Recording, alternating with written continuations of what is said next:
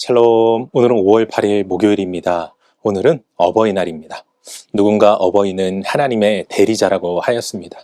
어버이의 은혜와 사랑을 기억하며 감사의 마음을 전하는 하루 되시고 성경의 말씀과 같이 부모님을 공경하는 삶을 살아가시길 바랍니다. 오늘 우리가 통독할 말씀은 에스더 5장에서 7장까지입니다. 오늘 말씀은 에스더가 죽음을 각오하고 아하수에로 왕 앞에 서는 내용으로 시작합니다. 이때 아하수에로 왕은 에스더를 사랑스럽게 여겨 자기에게 오는 것을 용납하고 에스더는 왕과 하만을 잔치에 초대하게 됩니다. 그리고 우연히도 아하수에로 왕은 과거의 기록물을 통해 모르드게의 공적을 깨닫게 되고 하만을 시켜 그를 존귀한 자로 높여주죠. 이후 에스더는 잔치에 참석한 아하수에로 왕에게 하만의 음모를 고발하므로 결국 하만은 모르드게를 죽이려고 했던 장대에 달려 죽임을 당하게 됩니다.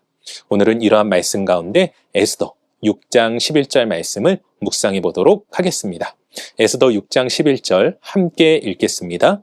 하만이 왕복과 말을 가져다가 모르드게에게 옷을 입히고 말을 태워 성중 거리로 다니며 그 앞에서 반포하되 왕이 존귀하게 하기를 원하시는 사람에게는 이같이 할 것이라 하니라. 아멘. 오늘 말씀은 에스더 말씀 가운데 놀라운 반전을 보여주고 있습니다. 당시 하만은 에스더의 잔치에 왕과 자신만 초청되었다는 것에 잔뜩 고무되어 의기양양한 상태였습니다. 그래서 그는 자신이 왕과 왕비에게 특별한 존재로 여겨진다는 생각에 모르드게를 죽이기 위한 계략을 적극적으로 준비하여 왕에게 허락을 받으려 했죠. 그런데 이게 어찌된 일입니까? 아하수에로 왕은 모르드게를 존귀하게 세울 것을 명령하는데 그 일을 하만이 행하도록 합니다. 이에 하만은 왕의 명령에 따라 모르드게에게 왕복을 입히고 말에 태워 성안 거리를 돌며 모르드게를 높이는 모습을 보여줍니다. 이는 자신이 받고자 했던 모습이었습니다. 그런데 하나님은 하만이 아닌 모르드게를 존귀하게 높여주시는 것을 보게 되는 것이죠. 하만은 자신의 지위와 왕과의 관계를 앞세워 자신을 더욱 높이려 하였습니다. 그에 반해 모르드게는 어떻습니까? 왕의 암살 소식을 알려 큰 공을 세웠지만 자신의 공을 내세우지 않고 겸손히 자리를 지킵니다.